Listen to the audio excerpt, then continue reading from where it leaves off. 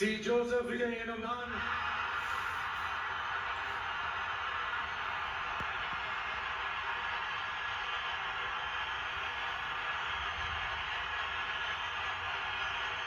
சட்டப்படி அமைக்கப்பெற்ற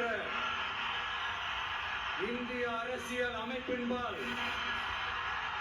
உண்மையான நம்பிக்கையும் மாறா பற்றும் கொண்டிருப்பேன் என்றும் இந்திய நாட்டின் ஒப்பில்லாத முழு முதல் ஆட்சியையும் உரிமையையும் நிலைநிறுத்துவேன் என்றும் தமிழ்நாட்டு அரசின் முதலமைச்சராக உண்மையாகவும் உளச்சான்றின்படியும் என் கடமைகளை நிறைவேற்றுவேன் என்றும்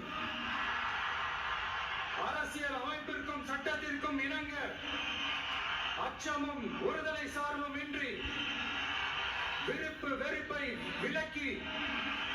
பலதரப்பட்ட மக்கள் அனைவருக்கும் நேர்மையானதை செய்வேன் என்றும் ஆண்டவன் மீது ஆணையிட்டு